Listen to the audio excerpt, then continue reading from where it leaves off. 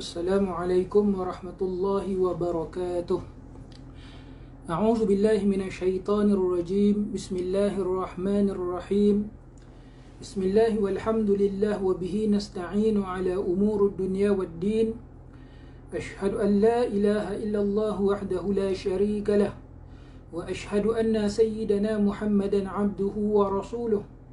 Allahumma salli wa sallim wa barik ala sayyidina wa habibina Muhammad wa ala alihi wa sahbihi ajma'in. Subhanaka la ilma lana illa ma 'allamtana innaka antal alimul hakim. Ya Allah ya Fattah ya Alim iftah qulubana futuhal 'arifin. Allahumma iftah alaina fi qulubina futuhal 'arifin warzuqna fahman nabiyyin wa ilhamal malaikatil muqarrabin. Wala hawla wala quwwata illa billahil aliyyil azim. Alhamdulillah, syukur pada Allah Subhanahu wa taala kerana pada malam ini dipertemukan kita di media sosial ini. Mudah-mudahan kita dapat menghidupkan kembali majlis-majlis ilmu dengan menggunakan perantara media sosial. Mudah-mudahan kita semua mendapat rahmat, keberkatan daripada Allah Subhanahu wa taala. Alhamdulillah, pada malam ini kita akan menyambung kembali pengajian kita, yang mana kita akan membicarakan hadis yang ke-13 daripada kitab Matan Arba'in Imam Nawawi. Ya, ini hadis 40 yang disusun oleh Imam Nawawi rahimallahu ta'ala. Yang mudah-mudahan kita mendapat manfaat bersama, dapat kita amalkan daripada apa yang kita pelajari pada malam ini insya-Allah. Sedang penonton yang dirahmati Allah Subhanahu wa ta'ala, yang mana pada hadis yang ke-13 Imam Nawawi membawakan hadis yang mana an Abi Hamzah Anas bin Malik radhiyallahu taala anhu khadim Rasulillah sallallahu alaihi wasallam qala la yu'minu ahadukum hatta yuhibba li akhi kama yuhibbu li nafsi.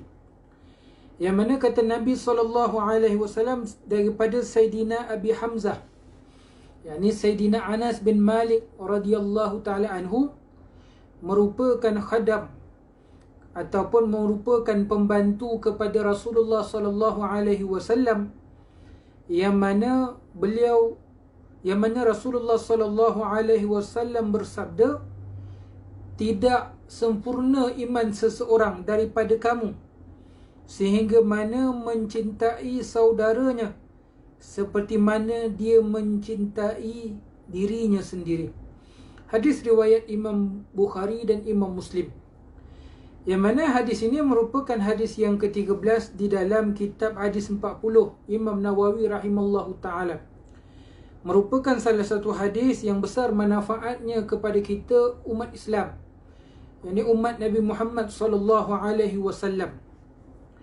Yang mana hadis ini diriwayatkan oleh seorang sahabat namanya Anas bin Malik.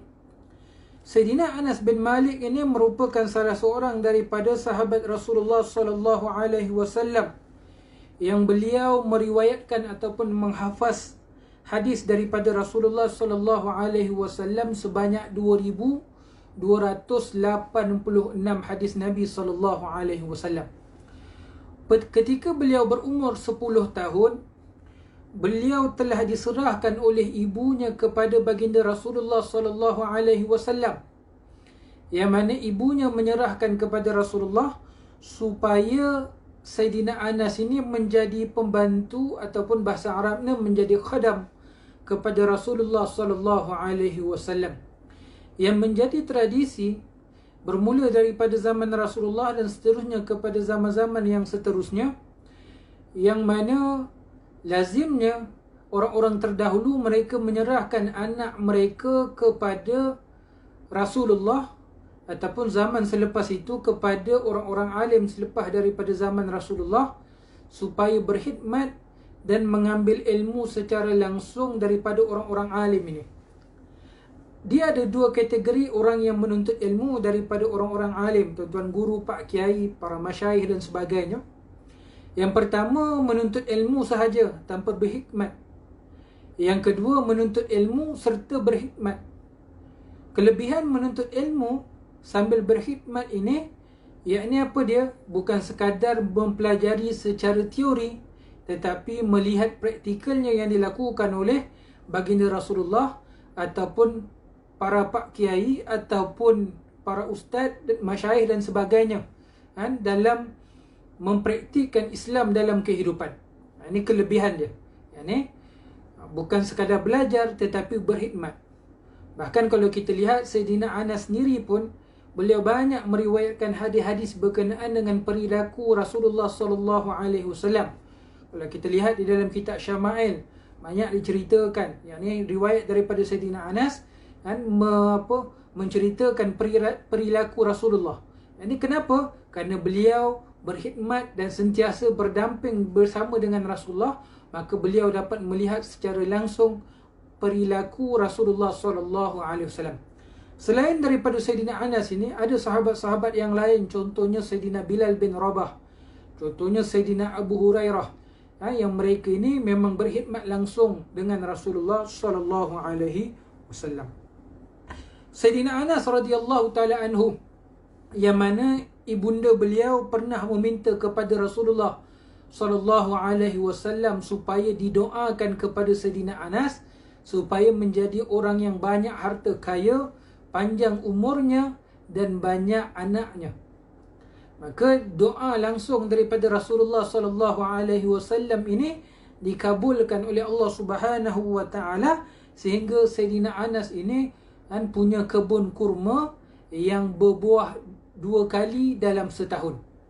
Lazimnya kurma ini berbuah sekali setahun, tetapi berkat doa daripada Rasulullah dengan melimpah ruahnya rezeki ataupun harta, sehingga kebun kurmanya berbuah 2 kali setahun.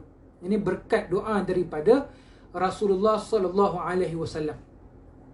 Kemudian umurnya, dalam riwayat dikatakan umurnya, beliau wafat ketika umurnya 99 tahun, yakni hampir mencecah 100 tahun.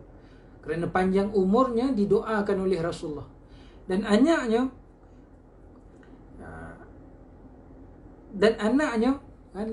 ya ini lebih kurang 100 orang anak.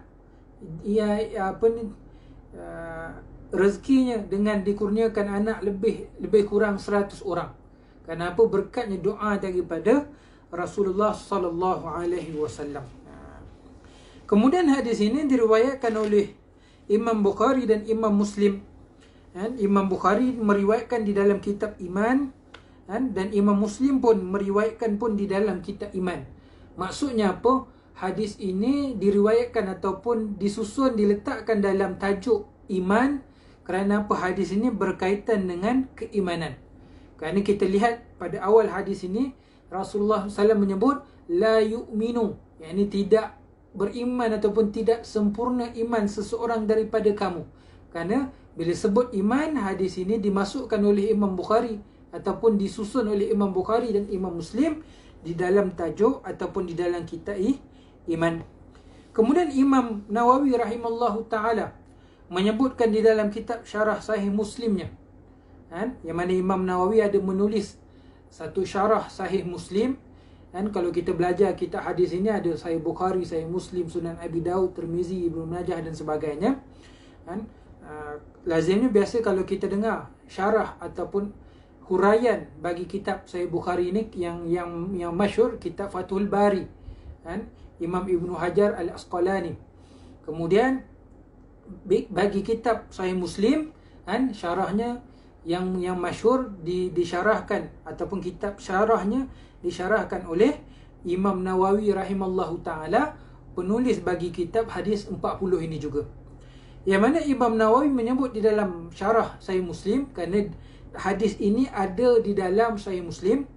Kata Imam Nawawi rahimallahu ta'ala, bahawasanya Imam Abu Muhammad Abdullah bin Abu Zaid, yang imam mazhab bagi Maliki ataupun ulama bagi mazhab Maliki di Maghribi, pada zamannya telah berkata, himpunan peradaban ataupun akhlak-akhlak yang baik ataupun asas-asas akhlak yang baik adalah terpancar daripada 4 buah hadis. Yang mana 4 buah hadis ini ada di dalam kitab hadis 40 Imam Nawawi ini. sama ada sudah kita bicarakan sebelum ini pada kuliah kita di surau, kan? Dan akan datang ada hadis-hadis yang lain insya-Allah. Yang mana hadis pertama disebut man kana yu'minu billahi wal yaumil akhir falyakul khairan aw liyasmut. Siapa yang beriman kepada Allah dan hari kiamat. Ini orang Islam lah. Kita pastinya beriman kepada Allah, kita beriman juga dengan hari kiamat. Maka hendaklah dia berkata dengan perkataan yang baik ataupun dia diam sahaja. Ini ciri salah satu akhlak mulia di dalam Islam. Rasulullah ajarkan kepada kita asas akhlak. Kita kata perkara yang antara yang terpenting berkaitan dengan akhlak manusia. Nabi kata apa? Jika kamu beriman dengan Allah, jika kamu beriman dengan hari kiamat, yakni takut akan siksa daripada Allah Ta'ala di hari kiamat nanti, takut dengan bakaran api neraka, menginginkan syurga daripada Allah, maka Nabi SAW kata apa? Berkatalah dengan perkataan yang baik. Maksudnya apa? Perkataan itu ataupun ucapan itu akan menatijahkan dengan natijah yang baik. Jika orang dengar, maka orang akan rasa senang hati ataupun lapang dadanya, ataupun mudah menerima percakapan ataupun nasihat daripada kita. Ini yang pertama. Yang kedua, kalau kita tidak mampu bercakap dengan percakapan yang baik, maka kita diam. Jadi sama ada nak bercakap baik ataupun tak mampu, maka diam itu lebih baik. Sedang penonton yang dirahmati Allah Subhanahu wa taala, kita sekarang ni kita berada di zaman media sosial. Malam ini pun kita kuliah pun menggunakan media sosial. Media sosial ini ada kebaikannya dan ada keburukannya. Bila mana kita menggunakan dengan baik, maka dia akan mendatangkan kebaikan kepada kita. Dan bila mana kita gunakan media sosial ini dengan jalan yang tidak sepatutnya, maka dia akan memberikan keburukan ataupun mendatangkan keburukan kepada kita dan kepada orang lain juga. Maka saya menyeru kepada penonton yang dirahmati Allah Subhanahu wa taala. Kadang-kadang kita melihat pelbagai berita yang berada di media sosial, sama ada sahih ataupun tidak, benar ataupun palsu, maka saya mengajak kita mengambil pendirian, kita biarkan sahaja. Komen pun tidak, iakan pun tidak, tidak pun tidak. Maksudnya begini tuan-tuan, biarkan apa yang tersiar di media sosial itu, biarkan ia berlalu. Begitu. Kadang-kadang kita lihat ada satu kelompok bercerita tentang kelompok orang lain, ataupun satu individu menceritakan ataupun bercerita tentang individu orang lain. Jangan kita termasuk dalam apa ni, dalam perbahasan ataupun dalam isu ini. Kenapa? Mudahnya begini tuan-tuan, dengar faham betul-betul tuan-tuan. Kalau kita bercakap tentang orang lain, kalau ianya benar, takutnya jatuh kepada mengumpat. Kalau kita bercakap tentang orang lain, kalaunya palsu, kita jatuh dalam menipu, berdusta ataupun memfitnah. Saya ulang lagi sekali. Kalau kita bercakap tentang orang lain, jika ianya benar, takut jatuh kepada mengumpat.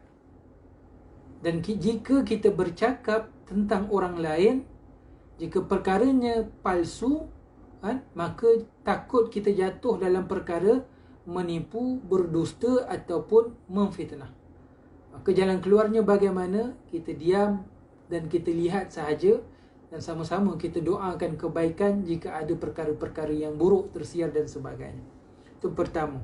Jadi adab akhlak Islam yang pertama, yakni bercakap dengan percakapan yang baik. Kemudian tidak mampu, kita diam. Kemudian yang kedua, kata Nabi SAW, min husnil Islam mar'i tarkuhu ma la ya'ni. Kata Nabi SAW, daripada keelokan, kesempurnaan Islam, keindahan Islam itu sendiri. Yakni apa dia? Meninggalkan sesuatu yang tidak berkenaan dengan dirinya. Ini begini tuan-tuan, mudah. Kita ni kadang-kadang kita bercakap tentang orang lain, kita komen isu berkenaan dengan orang lain, sedangkan nanti di akhirat sana nanti kita akan disoal, akan dihisap berkenaan dengan perbuatan amalan kita sendiri. Kita tidak akan ditanya berkenaan dosa orang lain.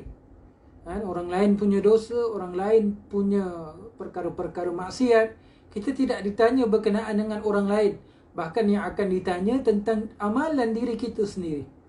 Bagaimana amalan-amalan kita ketika mana kita hidup. Tidak ditanya tentang puasa orang lain. Tidak ditanya tentang sembahyang, tentang zakat, tentang segala macam orang lain. Yang akan ditanya tentang diri kita sendiri. Jadi, kenapa kita perlu menyibukkan diri kita berkenaan dengan orang lain? Yang sepatutnya yang kita takut dan yang perlu kita sibuk, yang perlu kita teliti berkenaan dengan diri kita sendiri. Ini sepatutnya. Kan disebutkan di dalam Al-Quran, la yuakhirallahu nafsan. Saya lupa daripada surah Yasin. Nanti saya akan sebut. Jadi, daripada keelokan dan keindahan orang Islam itu, ya ini apa dia?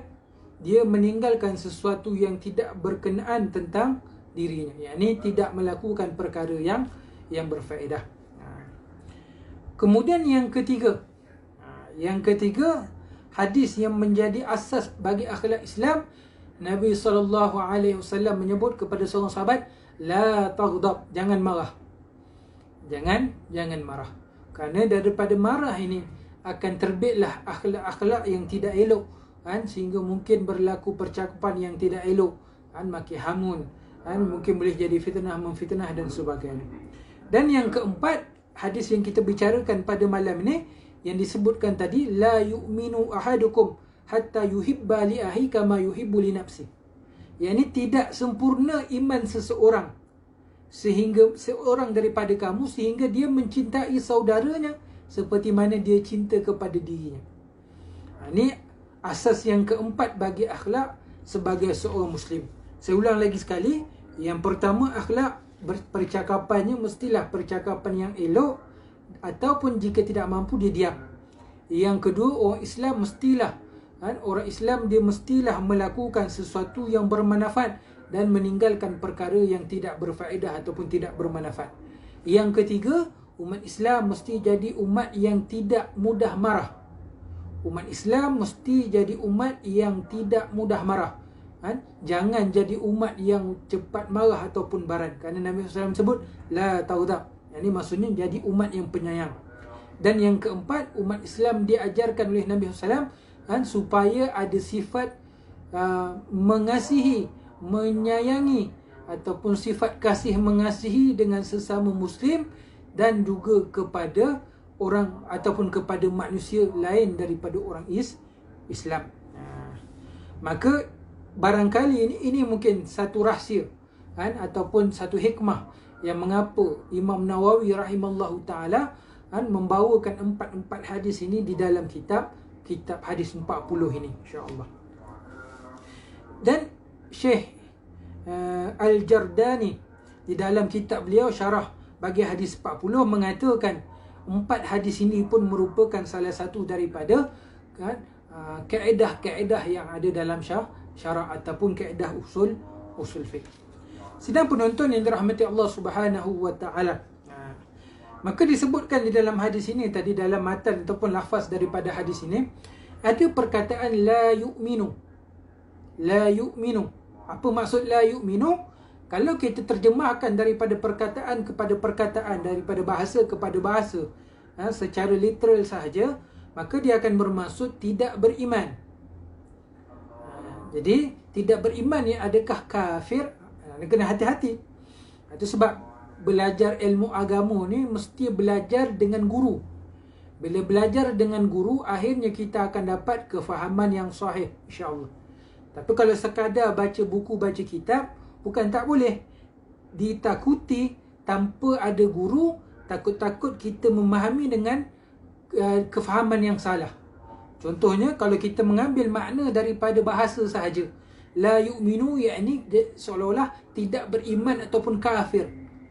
Nanti takut kita akan tersalah sangka, kita akan mengatakan jadi kafir ataupun tidak beriman seseorang sehingga mana dia mencintai saudaranya seperti mana dia kasih kepada diri dia. Akhirnya dia akan melihat orang yang berbalah sesama Muslim, orang yang bergaduh, seolah-olah orang itu terus jadi kafir. Takut kita jatuh dalam perkara memudahkan, dalam perkara ataupun dalam situasi jadi orang yang mudah mengkafirkan orang lain. Na'udzubillahi min zalik, kita berlindung daripada perkara ini. Maksud daripada la yu'minu, apa maksud dia? Iaitu tidak sempurna imannya. Dia beriman, kan? Beriman, tetapi imannya tidak sempurna. Maksudnya imannya dalam keadaan lemah. Maksudnya imannya dalam keadaan lemah. Di dalam disebut dalam riwayat lain, iman ini ada 70 cabang. Kan? Salah satu cabangnya ni. Antara cabang lain lagi apa dia? Berkenaan dengan sabar. Kerana sabar itu sebahagian daripada iman. Maka salah satu daripada kesempurnaan iman, iaitu dengan kasih mengasihi sesama manusia. Jadi disebutkan la yu'minu ini, apa maksud la yu'minu ini? Bukan tidak beriman, ia beriman tetapi tidak sempurna imannya. Tidak sempurna imannya. Maksudnya kalau ada sesama Muslim ataupun orang Islam dengan orang bukan Islam yang berbalah pada perkara yang tak sepatutnya, maka ditakuti lemahnya iman pada ketika itu. Jangan kita kata ni kafir ni. Tak boleh. Bukan maksud la yu'minu itu kafir, tapi la yu'minu itu masih beriman tetapi lemahnya iman ataupun tidak sempurnanya iman. Kemudian disebut ahadukum, iaitu seseorang daripada kamu. Kalau panjang dia disebut la yu'minu ahadukum, tidak sempurna iman seseorang daripada kamu. Siapa yang disebut ahadukum itu? Iaitu di kalangan orang-orang Islam, yakni beriman kepada Allah, beriman kepada hari akhirat dan seterusnya. Ahadukum tu bukan pergi kepada manusia lain, tetapi pergi kepada umat Islam itu sendiri. Yani bila sebut tak sempurna iman, siapa yang beriman tu walaupun tak sempurna, pastinya orang Islam. Jadi dia kembali kepada maknanya orang Islam. Maksudnya tidak sempurna iman seseorang Muslim, seseorang yang beragama dengan agama Islam, seseorang yang beriman kepada Allah. Itu maksudnya. Kemudian disebut li akhi, untuk saudaranya. Di sini ada dua syarahan. Kerana dalam hadis ni disebut hatta yuhibba li akhi, sehingga dia mencintai saudaranya. Mencintai saudaranya. Saudaranya, apa maksud saudaranya? Syarahan yang pertama, huraian yang pertama oleh para alim ulama, disebut yang pertama iaitu cinta dengan sesama Muslim, kasih dengan sesama Muslim, sayang dengan sesama Muslim, prihatin dengan sesama Muslim. Itu yang pertama. Yang kedua, huraian yang kedua oleh sebahagian para alim ulama menghuraikan, memaksudkan akhi ataupun saudara ini iaitu sesama Muslim dan juga sesama non-Muslim ataupun orang bukan Islam. Maksudnya apa dia? Dituntut kepada kita ni kasihnya kita dengan orang Islam dan juga dengan orang bukan Islam. Orang Islam ini, contohlah, saya bagi contoh mudah, kita kasih dengan sesama Muslim, kita tak nak mereka rosak akidahnya ataupun terkeluar daripada Islam. Maka kita akan saling menasihati, membimbing, dan sama-sama untuk kita dapat rahmat, kekal akidah, mantap akidah kita sebagai seorang Muslim. Itu sesama Muslim. Antara kita dengan orang bukan Islam, kasihnya kita kepada mereka dengan kita bercita-cita dan kita berusaha untuk menarik ataupun mengajak mereka beriman kepada Allah, berakidah dengan akidah seorang Muslim. Ini mengajak untuk masuk Islam, mudah-mudahan mendapat syurga Allah Subhanahu wa taala. Jadi maksudnya tanggungjawab kita, orang Islam kita pertahankan akidahnya, kita mantapkan akidahnya. Orang bukan Islam, kita mengajak untuk mengenal akidah Islam, mengajak untuk masuk ke dalam agama Islam. Paling kurang tuan-tuan begini, kan kita baca suratul Fatihah kan. Dalam suratul Fatihah itu ada satu ayat disebut ihdinas siratal mustaqim, kan? Tunjukilah kami jalan yang lurus. Digunakan ihdina itu dengan wazan nahnu, kami. Dia tak sebut ihdi, tunjukkan aku, tapi tunjukkan kami. Kan? Kita baca dalam sembahyang pun gitu, luar sembahyang gitu, kerana kita tak boleh ubah ayat Quran. Maka kita sebut ihdina.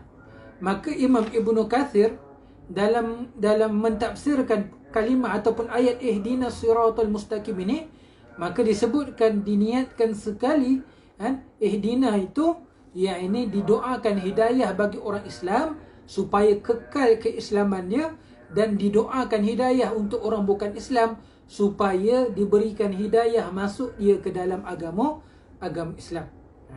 Di dalam kehidupan kita ni, sama ada kita mempertahankan akidah kita, ahli keluarga kita, ku anfusikum wa ahlikum nara, jaga diri kita dan keluarga kita daripada bakaran api neraka.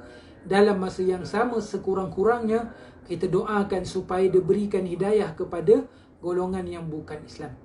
Baginda Nabi SAW pernah mendoakan dua orang Umar, kan? Yang mana salah seorang Umarnya itu akhirnya masuk Islam, yakni Sayyidina Umar Al-Khattab radhiyallahu ta'ala anhu, masuk Islam masuk Islam dengan berkat dan makbulnya doa baginda Rasulullah sallallahu alaihi wasallam. Jadi dalam kita berdoa secara umumlah, contoh, ya Allah ya Tuhan kami, berikanlah hidayah kepada orang-orang bukan Islam, jadikan kami sebab bagi orang-orang bukan Islam untuk mendapat hidayah daripada-Mu ya Allah. Manalah tahu dengan berkat Allah Ta'ala kabulkan doa kita, ada orang masuk Islam, kita sama-sama mendapat saham di akhirat kelak nanti insya-Allah. Kita sebagai seorang Muslim mesti ada cita-cita untuk mengislamkan seramai mungkin umat manusia ni insya-Allah. Kerana hadis ini menyebutkan tentang kasih sayang, kan, mencintai, menyayangi. Maka kita umat Muhammad bukan umat menerakakan orang. Sebab ada sebahagian golongan ini kerja dia menerakakan orang. Maksudnya apa menerakakan orang? Habis semua orang disesatkan, dinerakakan. Dia bukan bersungguh-sungguh menjadikan umat Nabi, menjadikan manusia ni beriman kepada Allah, menarik manusia ni masuk ke dalam syurga. Sedangkan baginda Nabi SAW, kita lihat sunnah Nabi, Nabi ni dibangkitkan ketika umat dalam keadaan jahiliah, dalam keadaan kegelapan, bunuh bayi, minum arak, berzina, berjudi, riba dan sebagainya. Nabi datang bukan Nabi menerakakan, tapi Nabi datang, Nabi menarik daripada kegelapan kepada cahaya hidayah. Banyak dalam Al-Quran kan disebut minaz zulumati ilan nur, daripada kegelapan kepada cahaya. Maksudnya apa? Jadi menarik manusia daripada kegelapan jahiliah, daripada tidak beriman kepada Allah, daripada mendustakan Allah, daripada mendustakan Rasulullah, daripada melakukan maksiat, melakukan kezaliman, melakukan segala macam kemungkaran. Nabi ni tarik manusia ni kembali kepada kehidupan yang diredai oleh Allah Subhanahu wa ta'ala. Jadi kita kena jadi umat Nabi Muhammad, umat yang bagaimana? Umat rahmah, umat kasih sayang, sehingga kan disebutkan wa ma arsalnaka illa rahmatan lil alamin, dan tidak kami utuskan engkau wahai Muhammad melainkan menjadi rahmat bagi seluruh alam. Maksudnya apa? Mendatangkan kebaikan dengan kasih sayang, dengan rahmat, supaya mendatangkan rahmat kasih sayang daripada Allah Subhanahu wa ta'ala. Kemudian dalam hadis ini disebutkan ma yuhibba li nafsi, seperti mana kamu mencintai diri kamu sendiri. Maksudnya apa? Kasih dan sayang kita kepada orang lain seumpama kita kasih dan sayang kepada diri kita sendiri. Kemudian kita akan mengambil hikmah, pengajaran ataupun faedah daripada hadis yang kita bicarakan pada malam ini. Sedang penonton yang dirahmati Allah Subhanahu wa ta'ala, antara hikmah ataupun faedah yang boleh kita ambil daripada hadis ini, yang mana hadis ini menunjukkan bahawasanya agama Islam itu agama yang memperteguhkan kesatuan ummah, khususnya umat Islam dan umumnya kepada umat manusia, menjadikan ummah yang muhibbah. Maksud muhibbah tu apa dia?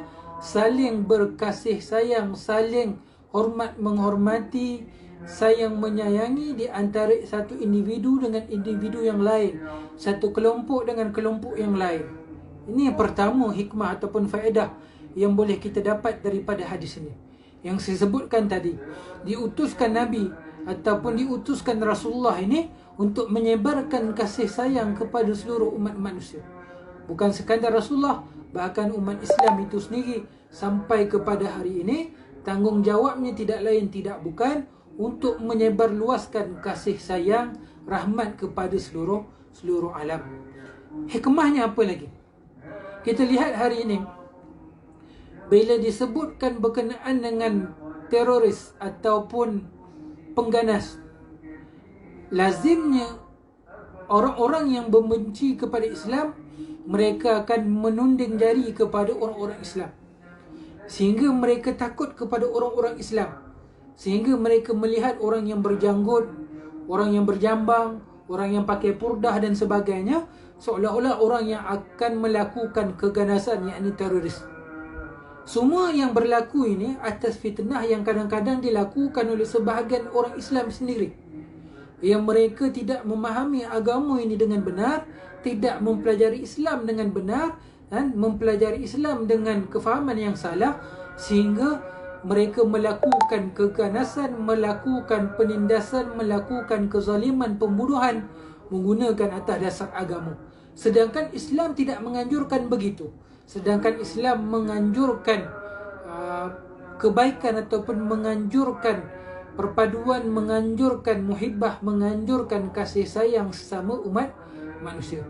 Bahkan kalau kita lihat dalam sirah baginda Rasulullah sallallahu alaihi wasallam dan sirah para sahabat dan orang-orang alim terdahulu, yang mana baginda Rasulullah sallallahu alaihi wasallam pernah dikhianati oleh orang Yahudi yang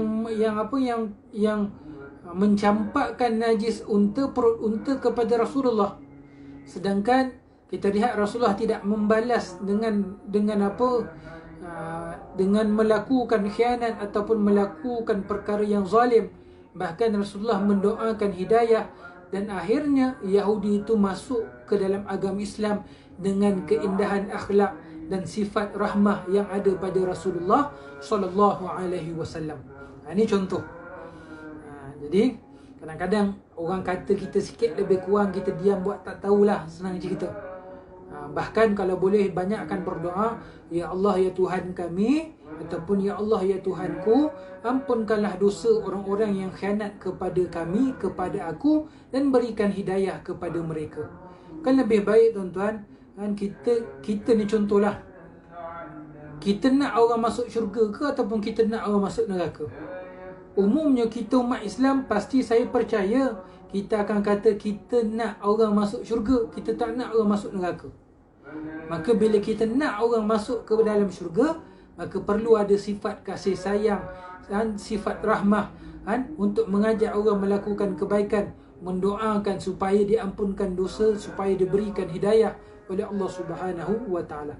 Pernah ditanya kepada Imam Ahmad ibn Hanbal. Ditanyakan kepada Imam Ahmad, wahai tuan atau wahai tuan imam, jika diberikan kepada kamu satu doa yang mustajab, apa yang akan kamu doakan? Kata Imam Ahmad ibn Hanbal, aku akan doakan supaya pemimpin dapat hidayah. Zaman itulah. Maksudnya apa? Walaupun kalau kita baca sejarah Imam Ahmad ini, walaupun zaman beliau pada ketika itu beliau sering ditangkap, disumbat di dalam penjara, dizalimi oleh pemerintah pada ketika itu, beliau tidak mendoakan kecelakaan. Bahkan jika doa beliau dikabulkan, beliau akan doakan supaya pemimpin diberikan hidayah. Maksudnya apa? Nakkan kepada umat manusia, khususnya umat Muhammad ini, mendapat syurga Allah Ta'ala, dan tak nak umat manusia ataupun umat Nabi Muhammad ini dicampakkan ke dalam neraka Allah Subhanahu Wa Ta'ala.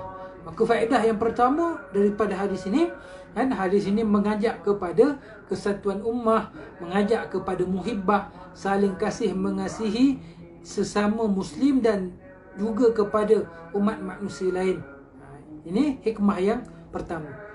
Kemudian faedah yang kedua yang kita boleh ambil daripada hadis ini, yang mana hadis ini nak menunjukkan kepada kita, ini baginda Rasulullah sallallahu alaihi wasallam memberikan pengajaran kepada kita. Salah satu bentuk kesempurnaan iman ataupun salah satu amalan untuk menjadikan iman kita sempurna, iman kita teguh, iman kita mantap, iman kita kuat kepada Allah Subhanahu wa taala, yakni apa dia?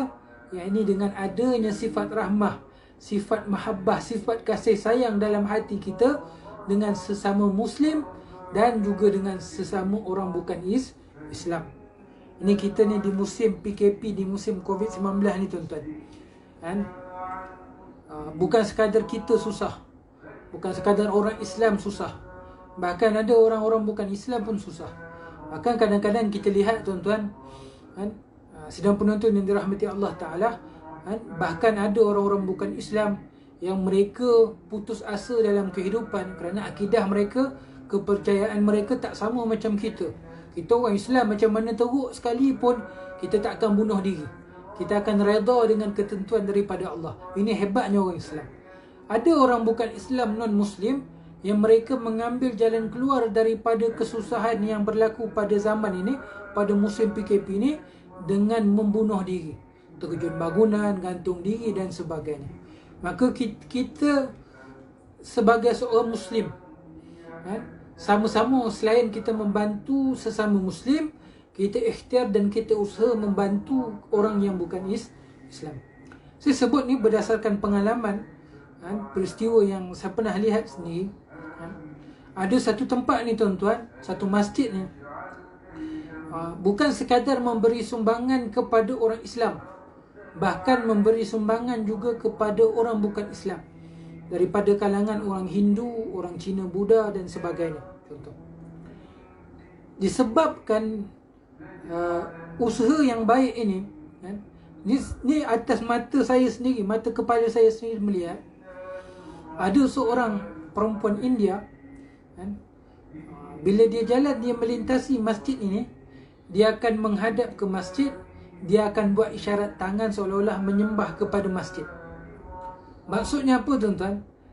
Mungkin daripada hikmah memberikan sumbangan ini, akhirnya orang perempuan Hindu ini, kan, sudah memberi kepercayaannya kepada masjid.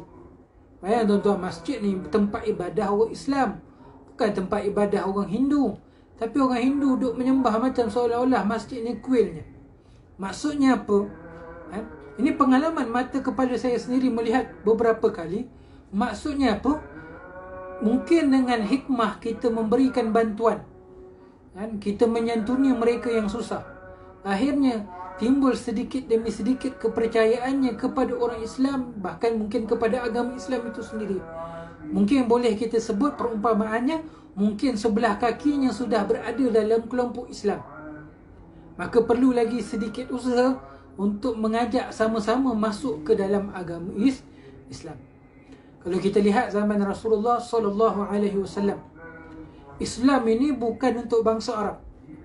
Bahkan ada sahabat daripada kalangan orang Parsi, orang Iran, maka yang disebut dengan Sayyidina Salman Al-Farisi. Ada daripada kalangan orang Yahudi, Bani Israel, ini disebut namanya Abdullah bin Salam, contoh.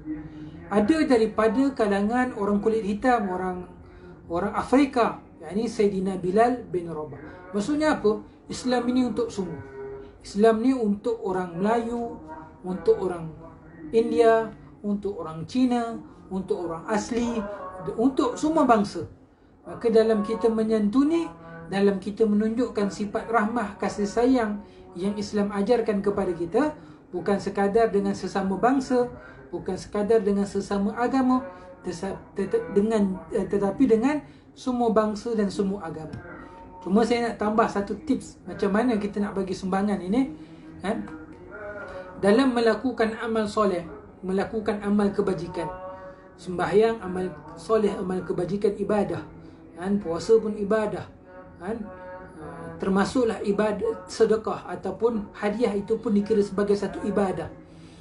Dalam kita bersedekah, dalam kita menyumbang, niatkan sekali, kan, ya Allah ya Tuhanku, ataupun ya Allah ya Tuhan kami, kan, kami niatkan supaya dengan sedekah kami, dengan sumbangan kami ini, kan, mudah-mudahan kau berikan hidayah kepada kami dan berikan hidayah kepada si penerimanya. Mudah-mudahan dengan sebab kita menyumbang, Allah Ta'ala kabulkan apa yang kita doa, yang kita niatkan, dapat hidayah kepada kita dan dapat hidayah juga kepada orang yang menerima sumbangan ataupun hadiah daripada kita. Itu hikmah yang kedua. Ini yang mana hadis ini baginda Rasulullah mengajarkan kepada kita untuk menjadikan iman kita sempurna, iman kita mantap. Yakni apa dia? Dengan salah satu amalannya, yakni mengasihi saudara kita seumpama kita kasih kepada diri kita sendiri. Dalam hadis yang lain, hadis yang diriwayatkan oleh Imam Ahmad Ibn Hanbal rahmatullahi alaih, yang mana Sayyidina Muaz pernah bertanya kepada baginda Rasulullah. Sayyidina Muaz bin Jabal, sahabat Rasulullah, dia tanya kepada Rasulullah, ya Rasulullah, iman apa yang paling afdal? Ataupun amalan iman, amalan hati yang paling afdal, apa dia? Apa yang jawab oleh Rasulullah? Yakni apa dia? Engkau mengasihi untuk manusia sesuatu yang engkau suka untuk dirimu sendiri, dan engkau membenci untuk mereka sesuatu yang engkau benci untuk dirimu sendiri. Maksudnya apa? Amalan hati ataupun iman yang paling afdal pada hati kita, yakni apa? Kita kasih kepada manusia seperti mana apa yang kita kasih untuk diri kita. Kalau kita orang Islam ni, hakikat apa yang kita nak syurga, maka kita nak juga kepada orang lain pun supaya dapat syurga seperti apa yang kita inginkan.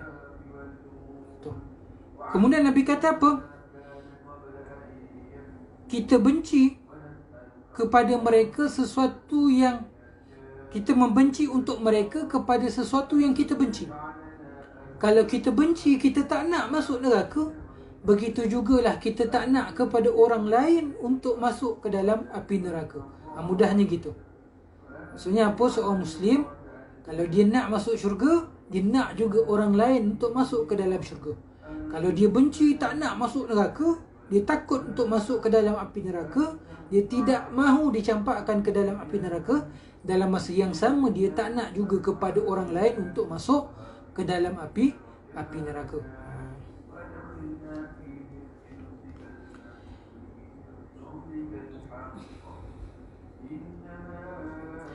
Kemudian Imam Muslim meriwayatkan daripada Sayyidina Abdullah bin Amr bin Al-As radhiyallahu taala anhuma, daripada Rasulullah sallallahu alaihi wasallam bersabda, sesiapa yang suka ataupun yang ingin dijauhkan daripada api neraka dan dimasukkan ke dalam syurga.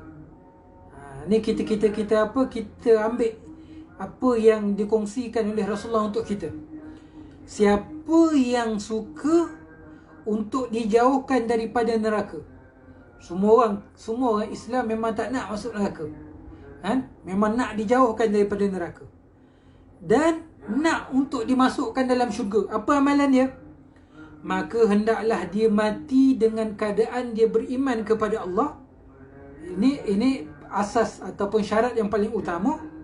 Kalau mati dalam keadaan tidak beriman, maka selama-lamanya dalam neraka. Kemudian syarat seterusnya apa dia?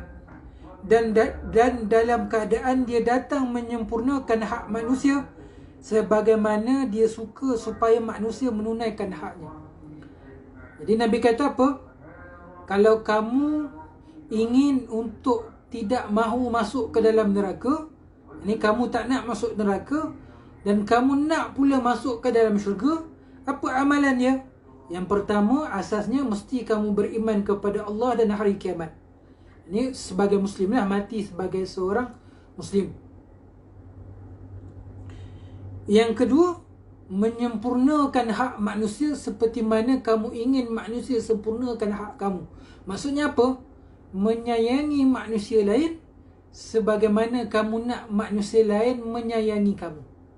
Contoh kan tadi hadis kita sebutkan, bercakap percakapan yang baik, ataupun kita diam.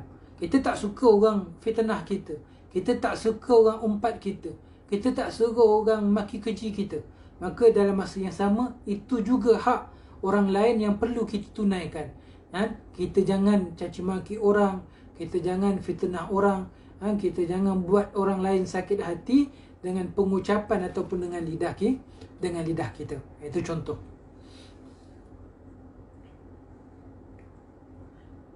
Jadi contoh ataupun saranan daripada Rasulullah dua. Kalau nakkan kita selamat daripada neraka dan nakkan kita masuk dalam syurga, iman kepada Allah dan hari kiamat, dan menunaikan hak manusia ataupun kasih kepada manusia seperti mana manusia menunaikan haknya kepada kita ataupun kasih kepada kita. Wallahu ta'ala a'lam. InsyaAllah nanti kita akan sambung lagi pengajian kita daripada kitab hadis 40 ini, yang mana kita masih lagi membicarakan hadis yang ke-13, yang mana Nabi sebut, la yu'minu ahadukum hatta yuhibba li ahi kama yuhibbu li nafsi. Tidak sempurna iman seseorang kamu sehingga mana mencintai saudaranya, kasih kepada saudaranya seperti mana dia kasih kepada dirinya sendiri. Sedang penonton yang dirahmati Allah Subhanahu wa taala. Ini ada satu komen saya nak kongsikan daripada Maimunah. Mudah-mudahan puan dapat rahmat daripada Allah Taala. Disebut di sini seperti zaman pandemik sekarang. Ini zaman ni lah, zaman Covid kita ni. Bukan orang Melayu terkesan, orang bukan Islam pun terkesan. Kita pihak surau, mungkin ni ahli jawatan kuasa surau ni, memberikan sumbangan kepada individu tanpa mengira agama, bangsa dan sebagainya. Ini satu akhlak yang baik, satu akhlak yang mulia. Mudah-mudahan dengan sebab kita menunjukkan sifat rahmah, kasih sayang kita dengan sesama Muslim dan juga kepada orang non-Muslim, mudah-mudahan akan memberi kesan kepada hati mereka dan mudah-mudahan Allah Ta'ala memberikan hidayah. Kita ni sebagai sebab ataupun perantara sahaja di muka bumi. Hakikatnya yang memberikan hidayah Allah Subhanahu wa Ta'ala. Maka kita lakukan usaha-usaha ini. Mudah-mudahan ini menjadi saham untuk akhirat kita, insya-Allah. Jadi kita tutup majlis kita pada malam ni dengan sedikit doa. Mudah-mudahan Allah Ta'ala mengkabulkan doa-doa kita semua, insya-Allah. InsyaAllah. A'udzubillahi minasyaitonirrajim. Bismillahirrahmanirrahim. Alhamdulillahi Rabbil Alamin. Wassalatu wassalamu ala sayyidil mursalin Sayyidina wa maulana Muhammad wa ala alihi wa sahbihi ajma'in. Allahumma nawwir qulubana binuri hidayatik kama nawatal arda binuri syamsika wal qamarika abadan abada birahmatika ya arhamar rahimin. Ya Allah, ya Tuhan kami, limpahkanlah cahaya hidayah ke atas diri kami seperti mana cahaya matahari dan bulanmu selama-lamanya dalam kerahmatan, keberkatan dan pengampunanmu, ya Allah. Ya Allah, ya Rahman, ya Rahim, ya Rabbal Alamin. Wa sallallahu ala sayyidina Muhammad wa ala alihi wa sahbihi wa baraka wa sallam. Walhamdulillahi Rabbil Alamin. InsyaAllah nanti kita akan bertemu lagi pada bulan hadapan, pada bulan 9 atas izin daripada Allah Subhanahu wa Ta'ala. Wallahu Ta'ala a'lam. Assalamualaikum warahmatullahi wabarakatuh.